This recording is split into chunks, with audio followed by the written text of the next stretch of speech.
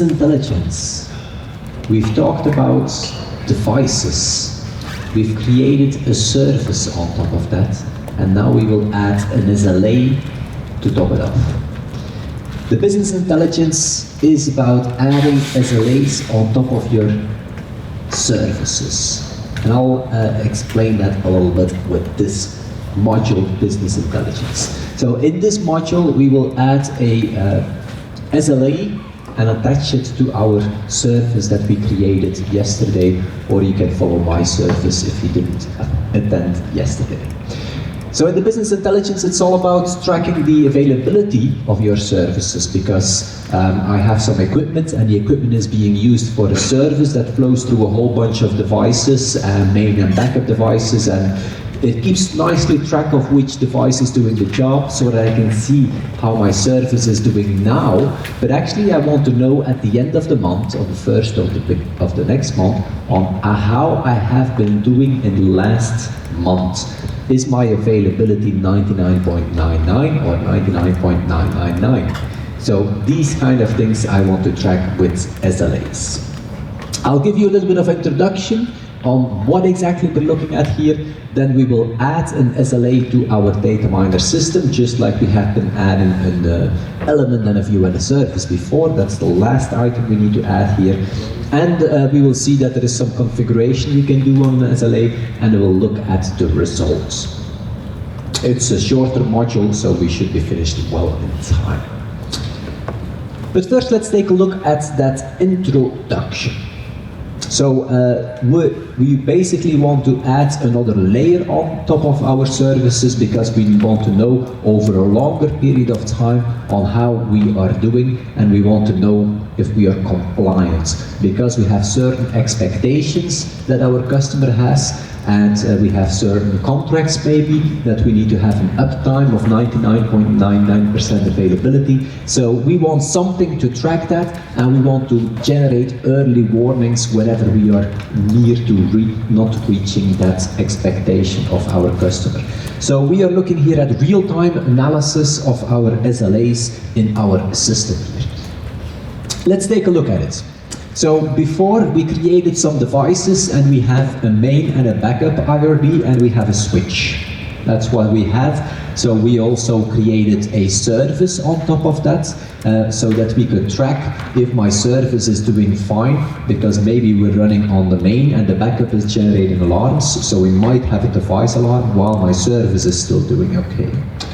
That's real time. We now add another layer on top of that, my Business TV SLA here in this case, and we can see a couple of statistics on the right hand side of it, being the SLA status, if it's okay or breached for now, the availability, well, it's not the availability what is shown here, it's the breach utilization, basically how much percentage of time I have been out of service, and also how much time I still have left.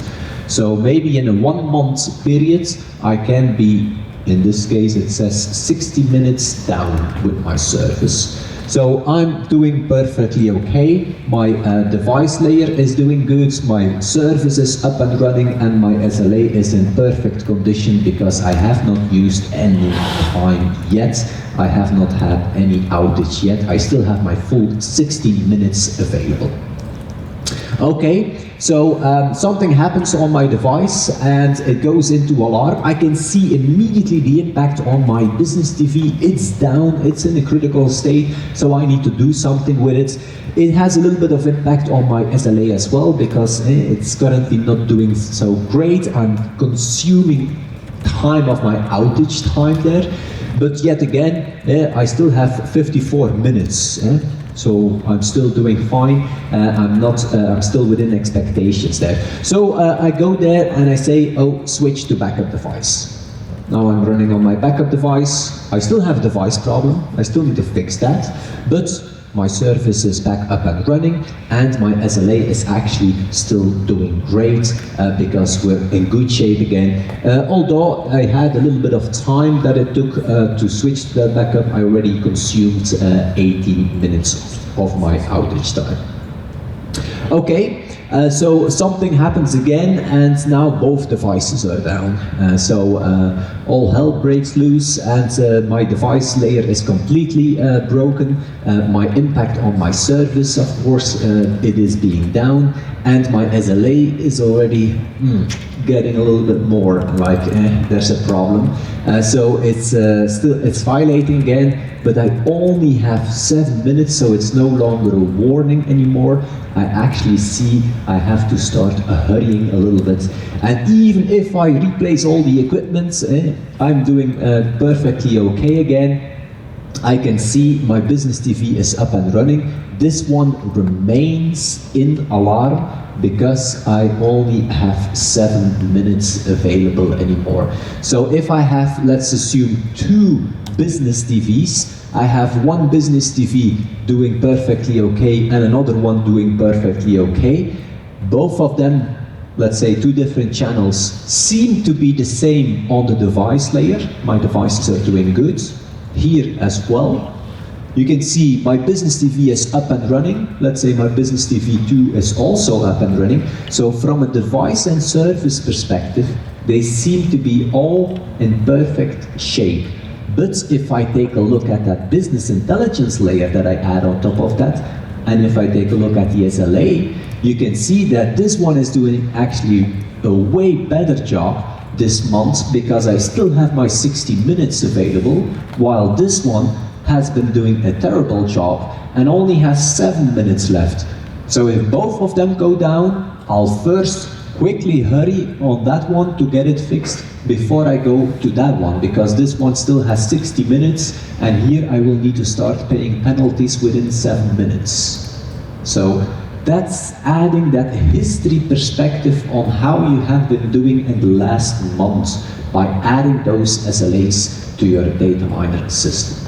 And of course, I can generate some nice reports out of that at the end of the month or the first of the next month, where you see all the SLAs, how you have been doing, how many outages you had, and how long they have been taken. So let's take a look at that. Our SLAs are based on drivers. So basically we have also the XML protocols that are behind the scenes doing the job. So I can real-time update it, we can tweak it, we can add extra functionality on there. So we do have a lot of flexibility there. We'll take a look at the different things that are in there while adding that SLA to our system. So the first thing I will do is now add an SLA to our DataMiner system, and then we will also take a look at the configuration and how to configure that once we added that object to our system. So the first step will be adding the SLA, same thing as we have been adding the element and the view before. You right-click on your personal view and you go to New. And now we go to that last item we still need to cover there, SLA. So we already added all the other stuff.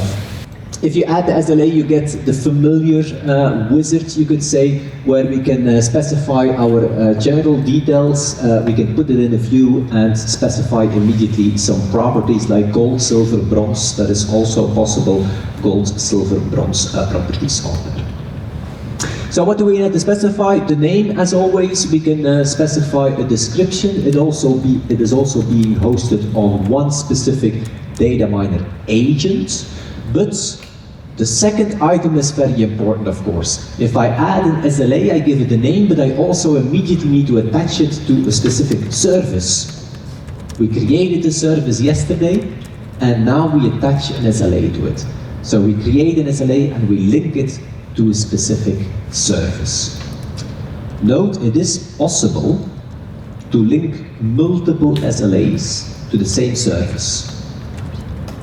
I'll come back to that in the configuration. So the name, the service we want to track, and then the description and DataMiner agent. The replication, I've explained that to you. So also here you can replicate an SLA from a sub-DataMiner system to a top-level DataMiner system. What is going to be in the protocols? Not really the protocols as we have seen them with the Microsoft platform and the Philips driver in there, but in there we only have the SLAs in there, and we will go for the Skyline SLA basic definition or definition basic. Always use production version, and you can choose an alarm and trend template from the list of available items. We've already seen alarm and trend templates and protocol management, of course. Okay, so we just specify the name, we track it to our service, and then we just have to put it somewhere in a view, so we'll put it in our personal view. We can optionally add some properties on there as well, and then we're finished. So let me immediately do that on our DataMiner system. Okay, let's go to DataMiner.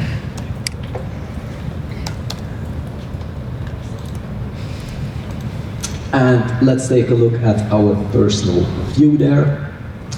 Apparently it was disconnected because I was not working with it for 1 hour. We were busy with another module in dashboards. All right, so let's go one more time to our personal training view. If you don't have a service, you can follow my service as well.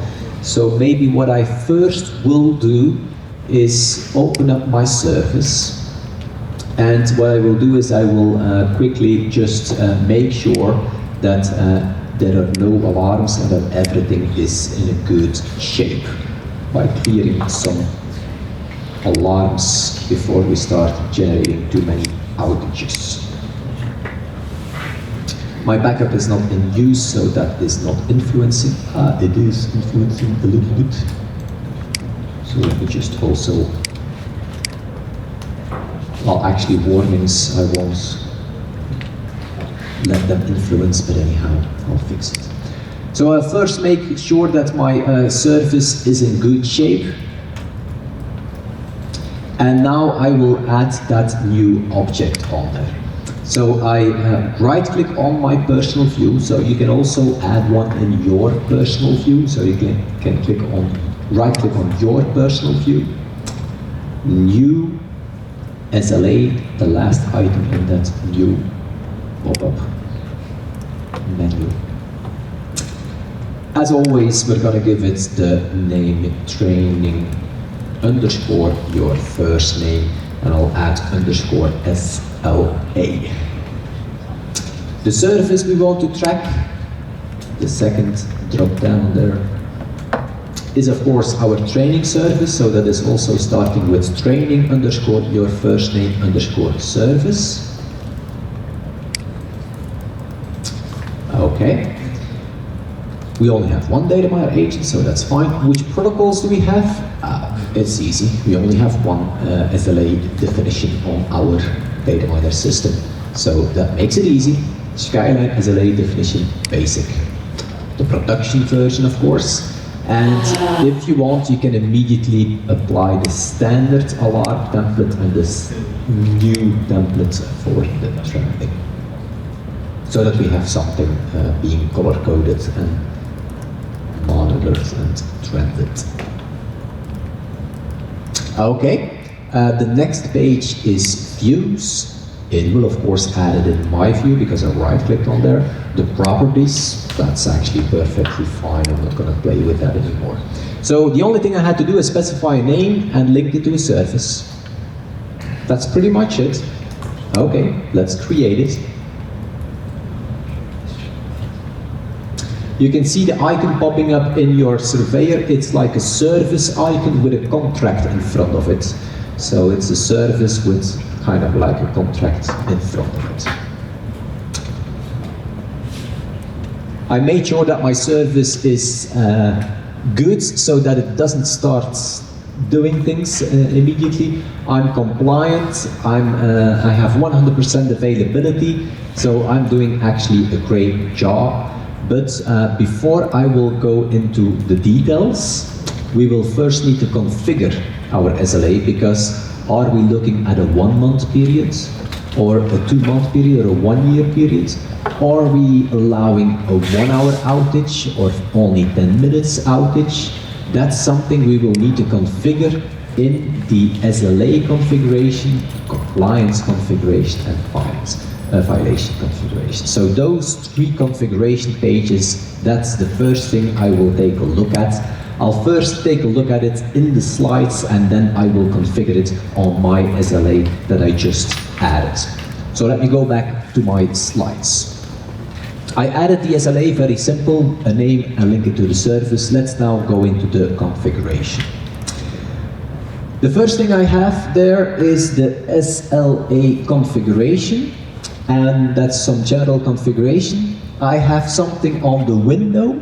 Are we looking at a 1-month period or a 1-year period? The alarm settings, and then we have some extra settings on the right-hand side.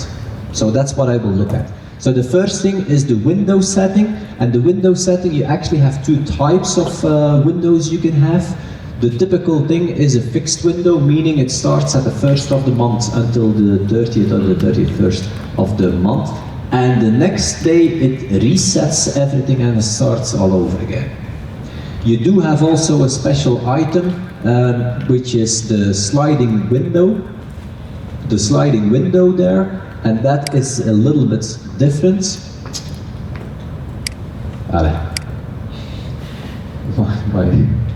My thing is...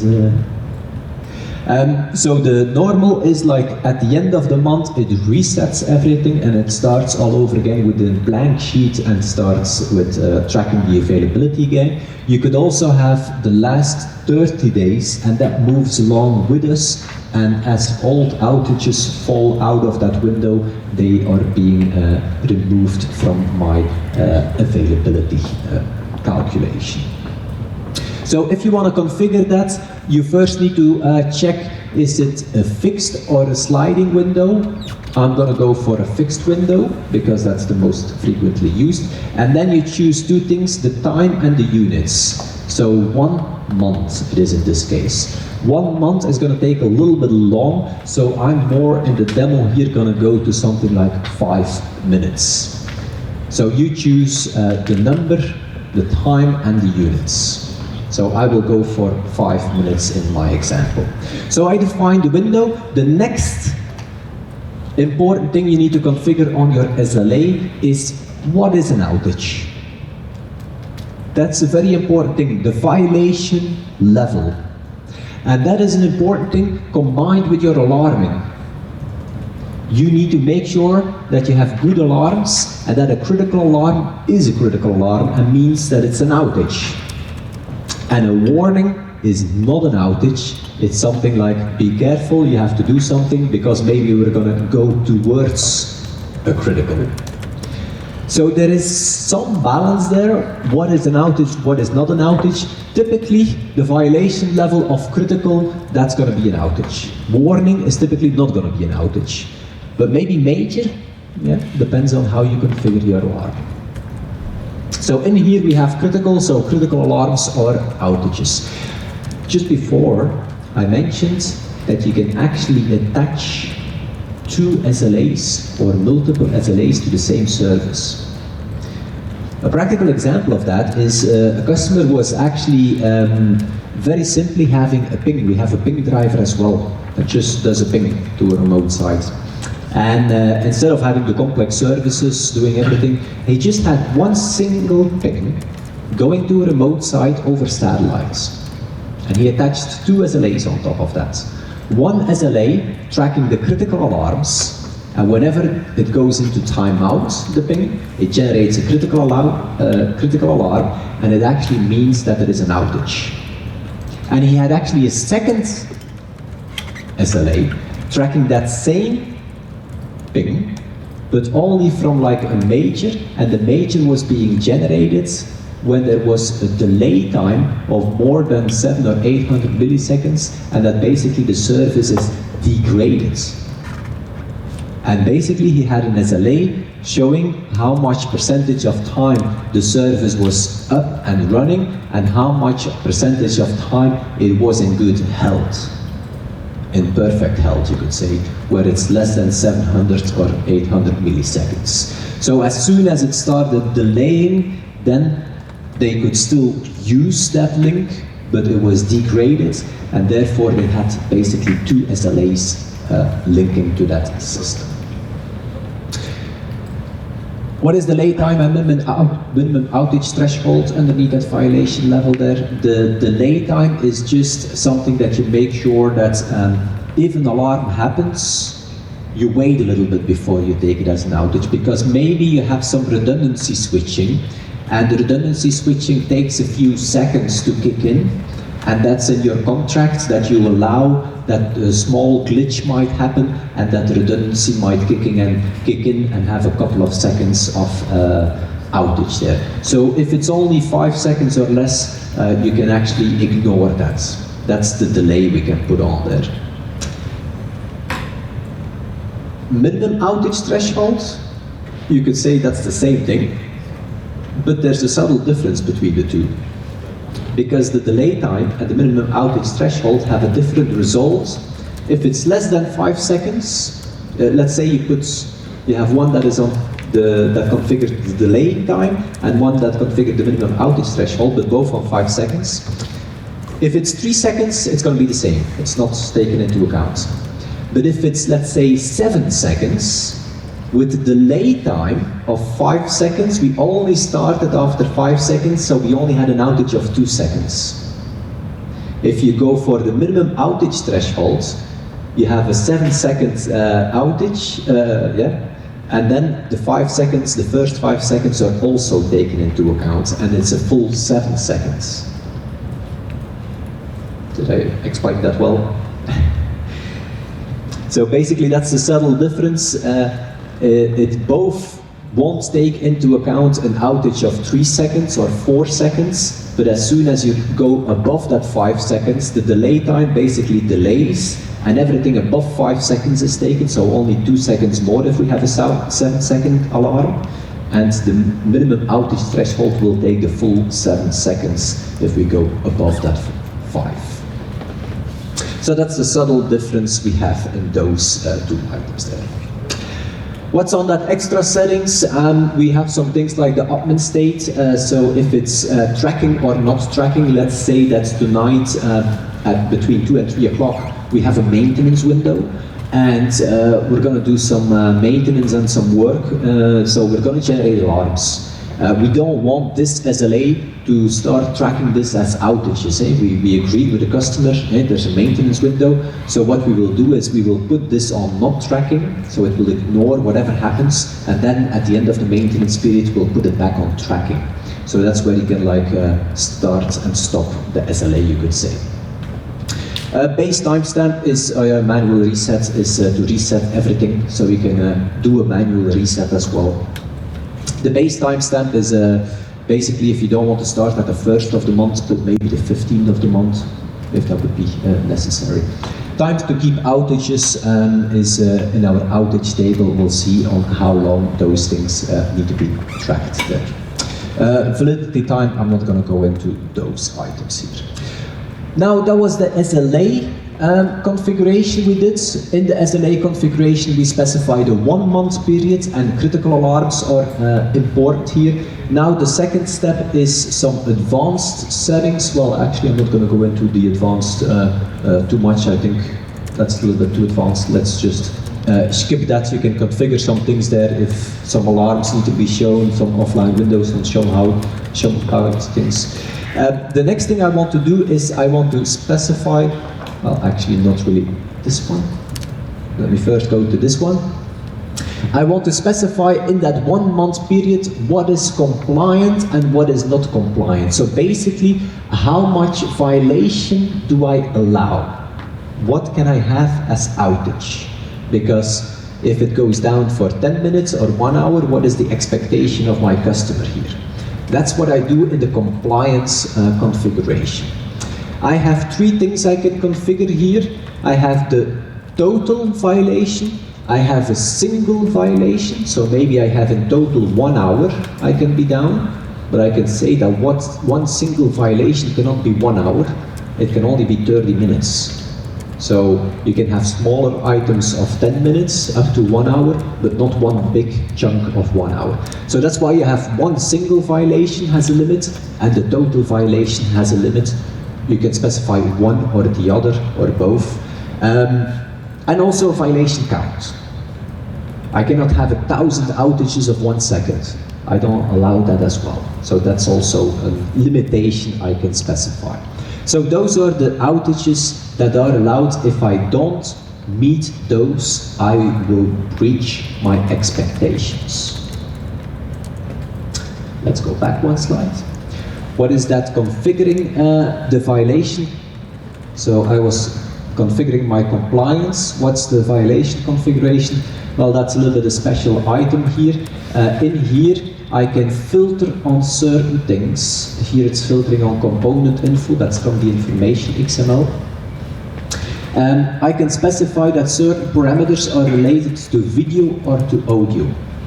And I can say that a video, if I have a video alarm, it means that 100%, it has 100% impact. If it's an audio alarm, it apparently only has 25, that's maybe a little bit not so much. Meaning that, let's say I have a 10 minutes alarm on my video, it will be taken into account as 10-minute outage. If I have a 10-minute problem on my audio, it will only be taken into account as 2.5 minutes. So that's allowing you to actually say like, yeah, this type of alarm, that's full impacting my SLA, it's completely down, and those alarms like audio or maybe teletext have less impact on my SLA. Actually, it says here with components, but in there you can also specify severity. You could say that critical is 100% and that major is 50%. So you can also do it with severity in here. So that's a little bit making it more advanced and a little bit more tailored. We're not going to worry about that. We're just going to generate some critical alarms. We'll let it breach and have a certain violation of a minute or something like that in there. Note that SLA, violation, I have two ways of expressing my violation, my outage that I allow. I'm continuously saying I'm allowing 1 hour outage in a month or 10-minute outage in a month. Well, actually that is what I specified in the absolute. That's the example here. Absolute, like 4 hours. But you can also express it in relative, meaning percentage of time. Be aware if you go for the, so here you see the result. This one is configured on 4 hours.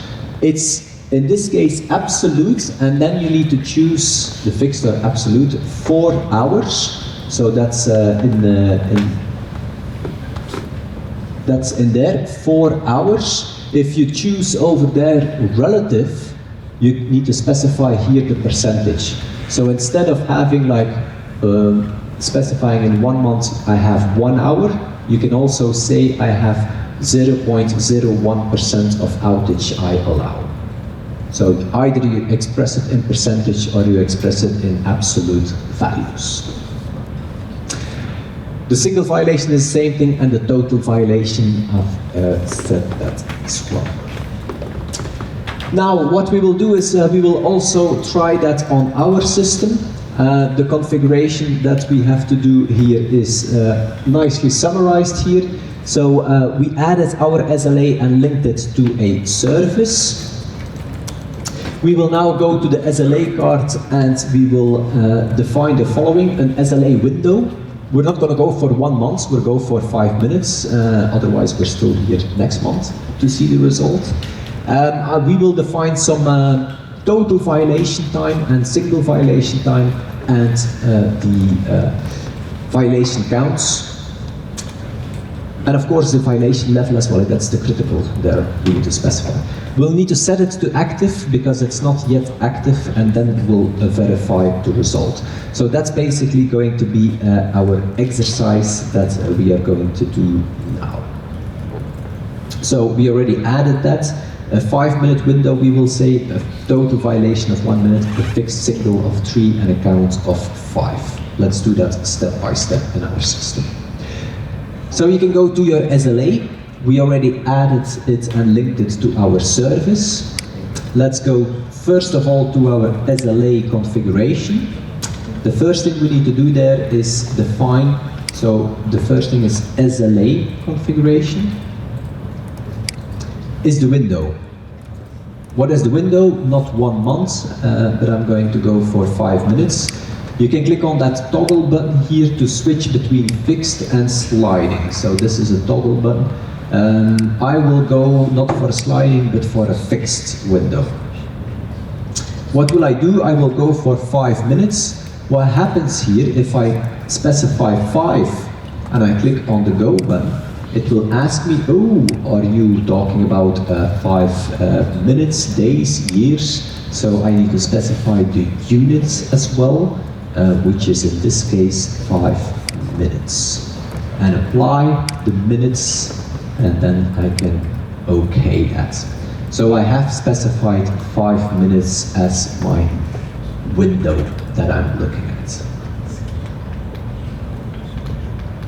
Okay. Next thing I need to specify, what is an outage? I'm going to go plain and simply easy for critical. A critical is a problem and means my service is down. Okay, my service is green. It's okay. I could already install or let it track, but let me first follow the example and define also the outages. So I defined my 1 month, you could say, limited it to 5 minutes. Let's now go to our compliance configuration and say when it is compliant and when it is not compliant. So in the compliance configuration, we can specify the total violation we allow. And as I said, you can again go for absolute or relative. So in here I will go for absolute, because that is more meaningful in my case here over 5 minutes. So I go for absolute. If you go for absolute, you can specify the value, which what will I do? I will go for 1, and then I specify minutes. Again, you need to specify the units right after you specified the value, and then you can OK that, and we have 1 minute. If you would go for relative, you need to specify the percentage at the bottom. So the total violation cannot be longer than 1 minute within those 5 minutes. On the right hand side, I have the single violation, so let me do it once more there. So there I go for absolute as well. Apply that. The single violation cannot be longer than 30. I'm going for 30 seconds there. So I say 30, I apply it, and that's no longer minutes, but now seconds. Apply the seconds, click OK. So I specified in total 1 minute, and one single outage can only be 30 seconds. The violation count, you can also put something on there if you want, like 10. I mean, I'm not going to breach that one. Okay, actually we can start playing with it. Let me go and take a look at my main view. Will it do something? Well, actually not, because I did not activate it yet. Remember that my SLA is by default not tracking, so we need to go back to our SLA configuration where we specified our 5 minutes, our 1 month. On the right hand side there, the admin state is not tracking yet. You need to click on there, and now I activated my SLA. And now if I go to my main view, you can see in the general information it's tracking my service. It's currently normal, so no outages, 100% availability. So I think it's time to generate a problem. So I'll open up my service, go to the equipment, and just open up one device, and yeah, go for a good old-fashioned audio output alarm.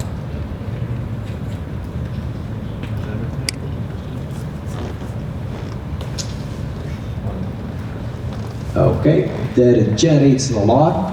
Immediately my availability goes down, and it goes down fast. It's in a 5-minute window, so I already immediately start generating some problems. So let me just quickly go back.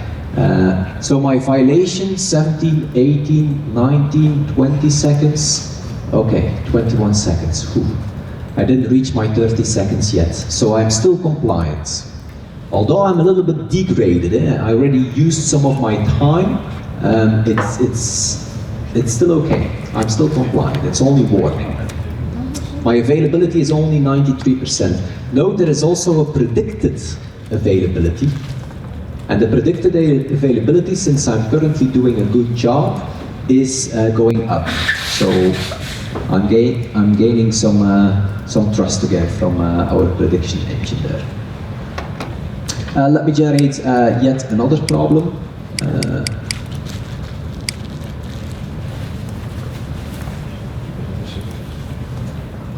So again, my time is being used. The longest violation was 21 seconds. That's still my previous one. The total violation is already above 30 seconds. If I will now reach the 30 seconds, it will go to breached, and I won't be able, well, I won't be meeting the expectations of my customer. And there you have 10, 9, 8, 7, 6. I'm already breached there. I added 30. The longest, the single violation time was breached already. I was looking at the total, but the single violation was reached first, the 30 seconds there. So I breached the expectations there. Let me fix the problem.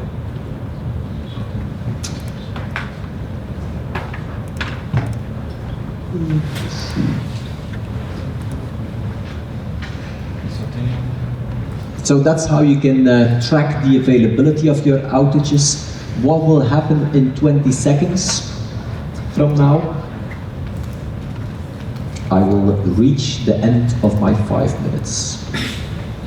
What happens when you reach the end of your month? Basically everything will reset. You will start all over again with clean blank sheet numbers. There you go. We're at the beginning of the month at 3:25. It was resetting everything. Let me show you one more example. It's coming up in the slides there as well. Let me generate yet another outage. So I'm generating a problem. Okay, there it goes. And yeah, immediately it's in jeopardy there, or it was in jeopardy, because I was generating a problem in the beginning of my window. Let me let it go for a little bit. Okay, let me fix the problem. So I had an outage of 24 seconds. I'll immediately come back to that in the slides as well. We do have also an outage list. And in that outage list, we are able to see all the outages with the begin time and the end time and how long they took.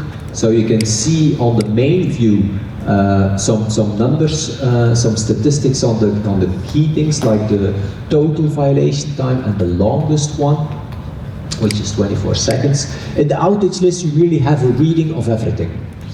And this outage list, it keeps track of all the outages for the last 4 months. That was some configuration we came across earlier on the advanced. But in here you see the first 3 are still in the current window there.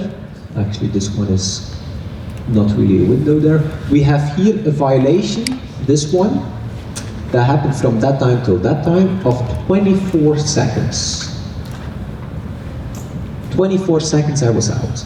Actually, I'm able now to pick up the phone and call to the customer and say like, hey, dear customer, I know we had a 24-second outage there, but there was some greater force and we were not able to help that, and can we come to some agreement here? Actually, you can do a correction on that, and you can say like, okay, specify a number of seconds that you want to have as correction.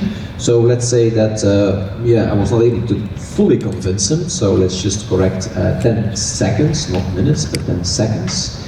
Apply that, and you will see now that my 24 seconds has now changed into a corrected violation of 14 seconds. So I was able to convince that customer that 10 seconds of that outage was not our fault, so we took it out of that outage. Or you could also go and actually also specify the full window.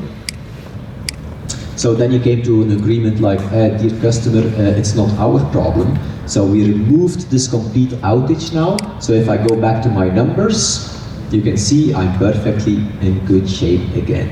So you can still afterwards easily tweak any outage, make small corrections or make complete corrections to remove them from your numbers. And automatically your numbers are updated and have some good stats again. Next to that outage correction, there is also a motivation you can specify. So you can say like, and refer to a call or an email where you agreed that this outage can be made smaller or can be removed completely. Viewing an SLA, I've already gone through the most important stuff, I believe. So on the main view, you can see some information on the compliance on the left-hand side. So if you are still compliant and within the expectations of your customer, so that's the breached that is there. On the right-hand side, it's more some statistics on, even if you don't specify the outage limitations, your availability, 99.99% availability. These kind of statistics are on there. At the bottom, you have some general information of your service you are currently tracking there. The compliance is hopefully compliant, but if it's not so good, it might be breached. Compliant can also be combined with degraded or currently degrading. The prediction, we have a predicted availability as well, so we can also show that you are in jeopardy, meaning that you have to be careful. If you're going to continue to create so many outages, you will actually not reach the end of the month without breaching. Availability, predicted availability, those numbers we have been looking at them a little bit already. The outage list, I have been going into my outage list where all the outages are tracked with a start and a stop time. I did a correction, so afterwards you can still allow a correction, but maybe you have to specify also a motivation. This is an example of an SLA, and I use some of my time, then I'm doing good again. I use some of my time, so I have an outage. I'm again good for some while. I have again an outage, and again an outage until I reach my 100% of the time I had available and I'm breaching. That's a typical example of a fixed window, because at the end of the month it resets everything and I start all over again. While in a sliding window, you will see that all of the sudden some availability is being gained again. That's because older outages are dropping out of the window, and basically you gain them there, and this outage you gain them over there. So basically old outages suddenly start dropping out of the window. That's with the sliding window. Instead of having a hard reset, it's a sliding window, so old outages drop out. You can leverage those SLAs, of course, in Visio files, for instance, to add that extra history perspective onto your services, your availability, can be published on there with real-time data. You can, of course, have reporting on there to generate some reports and heat maps, etc. You can make dashboards, with all your SLAs there, if they are compliant or breached. The bottom one is breached. The availability, some trend graphs, some utilization, etc. So it's adding additional information. It is enhancing your system with that extra industry perspective.